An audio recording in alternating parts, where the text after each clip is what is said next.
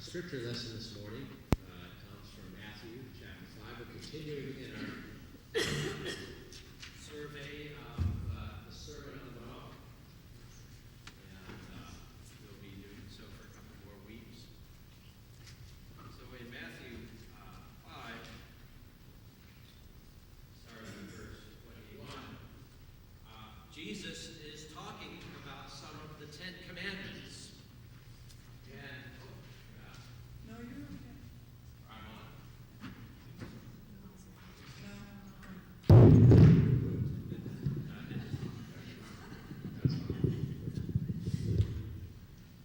Okay.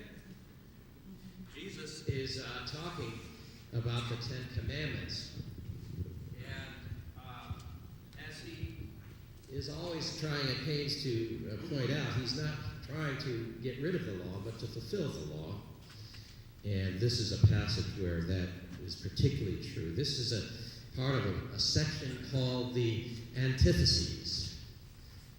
They're called the antitheses because in this particular section of the Sermon on the Mount, Jesus talks about some of the Ten Commandments and some of the laws from the Old Testament. And he always begins the phrase in talking about them by saying, "You have heard it said," and then he will quote one of the commandments, and then he responds and elucidates on that by saying, "But I say to you." That's the pattern that we're going to see here in this particular passage where Jesus talks about some of the Ten Commandments. So let's hear the word of the Lord this morning, Matthew 5, starting with verse 21 through 37. "You have heard that people were told in the past, 'Do not commit murder. Anyone who does will be brought to trial.' But now I tell you, if you are angry with your brother, you will be brought to trial. If you call your brother you good for nothing, you will be brought before the council. And if you call your brother a worthless fool, you will be in danger of going to the fire of hell.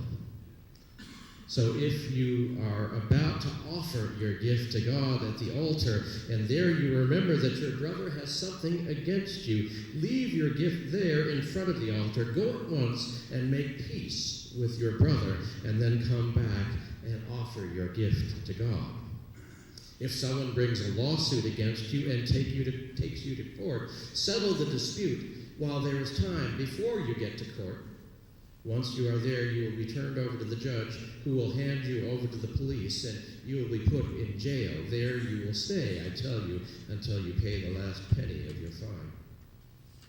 You have heard that it was said, 'Do not commit adultery.' But now I tell you, anyone who looks at a woman and wants to possess her is guilty of committing adultery with her in his heart.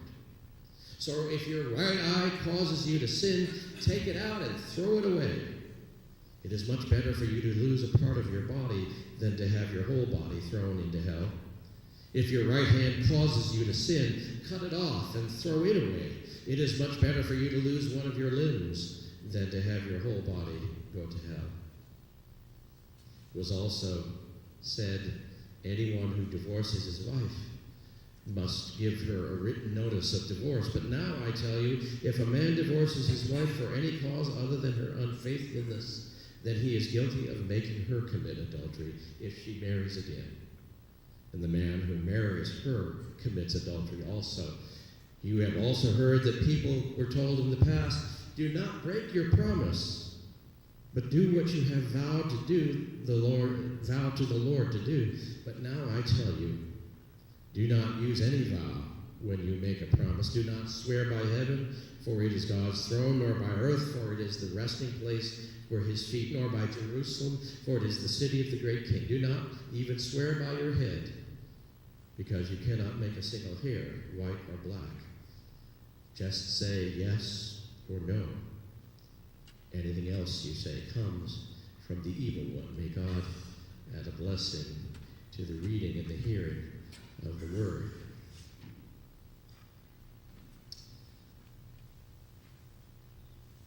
Well, some years ago, two sociologists, one by the name of Christian Smith, the other Melinda Lundquist Denton, wrote a book called Soul Searching. This was in 2005. And in this book, they examined the spiritual lives of American youth. And along the way, they coined a term that has since taken on some popularity among theological types. I've heard it here and there. As they interviewed American teenagers, they determined that for many of them, their belief system could be described as moralistic therapeutic deism. Got that? Moralistic therapeutic deism. Now let me unpack a little bit of what they meant by that, because of course that sounds like a lot of gobbledygook. But they called it moralistic because they found that these young folks believed that there were some basic moral guidelines that God wanted us to follow in terms of how we treated one another, that we ought to be nice and kind and good to one another. And in that sense, there was moralism in their understanding. Therapeutic, of course, meant that the primary, from their point of view, the primary purpose in life is to be happy and to feel good about oneself. And then deism, which was that there was a God, but that he wasn't particularly involved in the day-to-day affairs of our lives, except when we needed him. Moralistic, therapeutic deism. And they contended that this was the functional, theological, and spiritual grounding that the vast majority of young people, if they had any religious beliefs at all, that's what they operated out of. And especially, they said that this was in the church, this moralistic, therapeutic deism. The authors describe the God of moralistic, therapeutic deism as being something like a combination of divine butler and cosmic therapist. Always on call to take care of any problems that arise, professionally helps his people to feel better about themselves, and does not become too personally involved in the process. Now, my sense is that the authors are onto something here, and that it is not only youth, but many adults and many folks in the church who believe in this therapeutic understanding of God. According to this understanding, God is my buddy, my friend who is always there for me, who never asks very much of me, whose primary purpose is to help me get through my life and to feel good about myself in the process. Now, Jesus, in this understanding of things, is involved also in the self-esteem business. And so the parts of Jesus that are affirming and gentle and kind and non-judgmental get stressed. Jesus is always ready to tell you that you are wonderful, or that at least you aren't so bad. He's kind of like Barney the dinosaur in this understanding of things.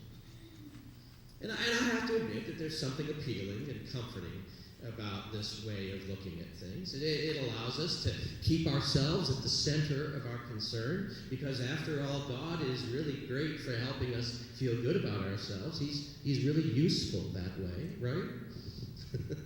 It allows us to not have to do a whole lot of soul searching or struggling with our mistakes and our weaknesses and justify ourselves when we do things that let other people down.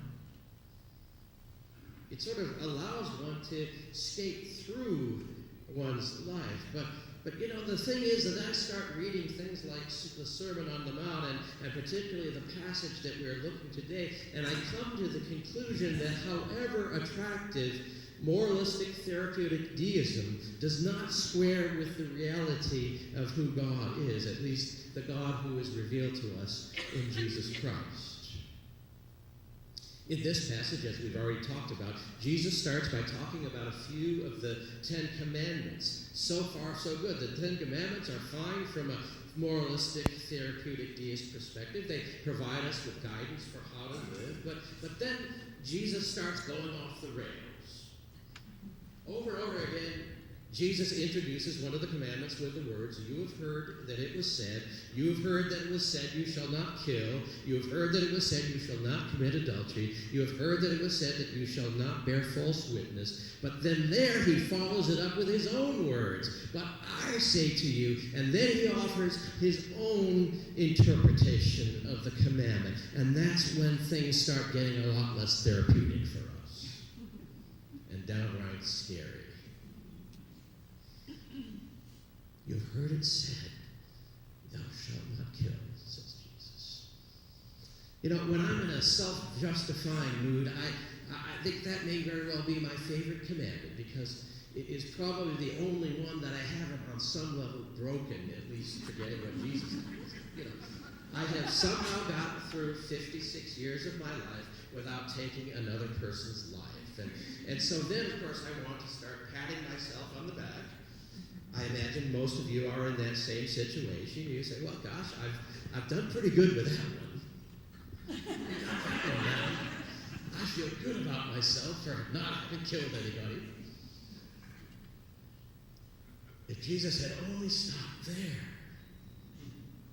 But he says, no, then I've got something more to say to you about this. This isn't just about what you do with your hand. It's about what you do with your heart. It's about what you do with your tongue. Don't start patting yourself on the back just because you have been able to somehow or another avoid not violating the letter of this law. Because according to what has happened in your heart, according to one of the things that you have said to people, you're a murderer. And you're just as guilty of the person who actually I don't like that very much. Because that tells me that it's not just about what I do, but also what I think about. And it tells me that all of those sorts of gradations that I make up in my mind between what's worse and what's better of a sin, right? Or less serious of a sin. Jesus doesn't allow that for me. He says, no, you're responsible for it all. I'm not only reinforcing the law, I'm raising the bar and making it more and more difficult for you.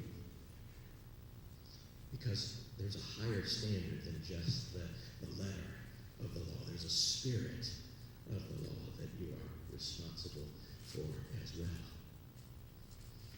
Now, by the higher standards of Jesus, then, I'm a murderer. By the standards of Jesus, I and Jimmy Carter, we are adulterers. In fact, I suspect that all of you all are the same. In fact, you might say that this gathering this morning, it's like a big old 12-step meeting. We're murderers anonymous. We're adulterers anonymous. You should repeat after me. Hi, I'm Tom. I'm an adulterer. Sorry, Wendy. I'm Tom. I'm a murderer. We all can do it, right? Because according to what Jesus said, and that's the truth about who we are, and it makes us uncomfortable. Because that leg up that we thought we had over other people is gone. Right? So what is it about why Jesus did this? Why would Jesus set us up this way for failure? Why would he make it so darn hard? And after all, doesn't it really only matter what we do and not what we think? I mean, I could see making that argument. Right? In fact, it was sort of strange talking with the kids. I mean, you know, say, yeah, it's good that they have stopped stealing candy every time they thought that they should, right? It's a good thing, right? It's a good thing I don't do that anymore, right? It's a good thing that even though I sometimes lust, I don't commit adultery. It's a good thing even though sometimes I'm angry at another person that I don't kill them. But so why would Jesus be making this differentiation or cutting down that differentiation and making it so darn hard? Well, as I think more and more about it, as I've been studying this passage over the last week or so, particularly, I've come up with, it actually wasn't that hard to come up with a bunch of reasons. I don't have time for all of them today. I want to talk about two, and then we'll finish up. The first one I've already sort of hinted at is that if we say that sin really is only involved in what we do, and it's not about what we think or the intentions of our hearts, one of the things is that sets up automatically sort of a comparison and a bifurcation, if you understand what I'm saying. It means that we start thinking to ourselves and we make rationalizations. Well, at least I didn't do that. At least I didn't do that. And then that begins to set us down the course of comparisons. And guess who we're comparing ourselves to? Other people. Other people. I came across, I shared it with the Bible study this week, with one of them at least. I came across a little statement that a head of a monastery made. And he's talking about how he can tell when the monks in the monastery are going off the rails. He says, I can always tell when they're going off the rails that when they're praying, they start looking around. And that they're looking to see what other people are doing. Right? I mean, religion is great for telling other people what to do, isn't it? I mean, that's the most fun part of being a person of faith. And we can tell other people. It's a whole lot less fun when we can turn it on ourselves, when we start realizing we've got a big old log in our own eye that we better get out before we even begin to think about taking the splinter out of another person's eye. Faith at its best is when it turns us inward to say, I've got enough stuff to take care of myself. In fact, I began to wonder, how did the head of this monastery not become guilty of looking around and seeing what other people were doing himself? I mean, kind of funny that way, isn't it? So the thing is that when we start making this distinction between certain types of sins, inside, outside, and all of that, we begin to focus on those sins that are outward and that everybody can see, right?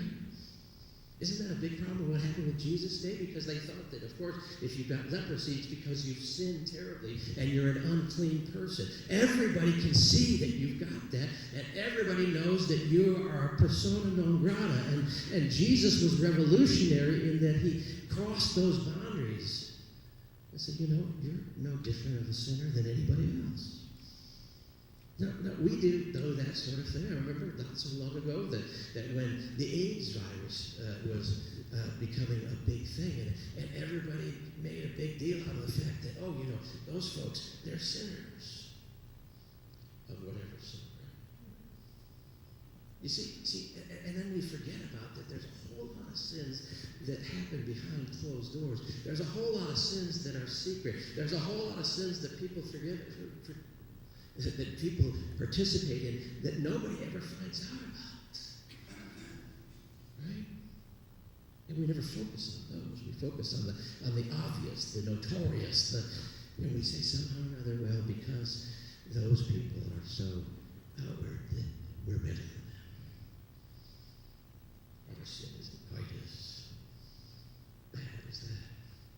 So that's one reason that Jesus wants us to understand that we're no different or better than anyone else, and our sins are no less serious, or on the other side, more serious than anyone else's. Probably the most important reason, it seems to me, and it's related to this first one, the most important reason that Jesus raises the bar is that by raising the bar, by consigning us all to Murderers Anonymous, 12-step groups, Jesus places every single one of us, whether our sinfulness expresses itself in outward, notorious behavior, or remains silent or hidden, or remains in our hearts, all of those, whoever we are, we're in the same category. People who need God's grace. Every single one of us. People who are in need of God's grace. See, Jesus in his words gives us much to strive for, to forgive, to make peace with people that we have had struggles with, to be gentle in our words to others, to guard our hearts from turning others into objects over whom we lust, to honor our commitments no matter what. But in addition to giving those things to strive for, Jesus forces us to grapple with ourselves when we inevitably fail to live up to those standards. Because if all we have is our own efforts, we are in deep trouble, brothers and sisters. We fail over and over again, even if we only take our outward actions into account. I'm reminded of the prayer that maybe some of you have seen that goes something like this. It says, "Dear God, so far today I've done all right. I haven't gossiped. I haven't lost my temper. I haven't been grumpy, nasty, or selfish, and I'm really glad of that. But in a few minutes, God, I'm going to get out of bed. And from then on, I'm probably going to need a lot of help."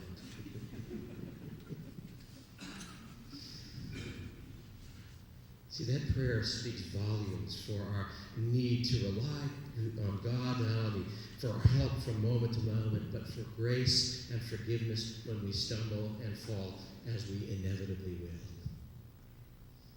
Jesus' high standards not only give us something to shoot for, but they remind us that all of us, every single one of us, stands in need of the grace of God. That even if we are not notorious sinners, we are sinners nonetheless.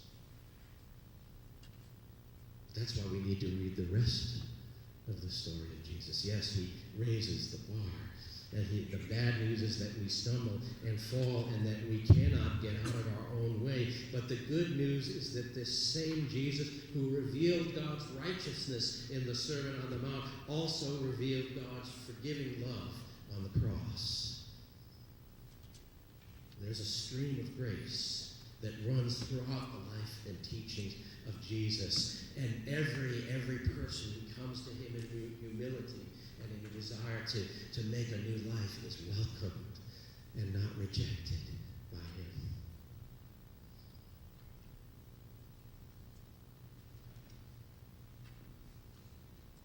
This is love that does not need to cover over our struggles and failings. This is not Barney kind of love that tells everybody that they're special. This is love that goes beyond empty words of affirmation.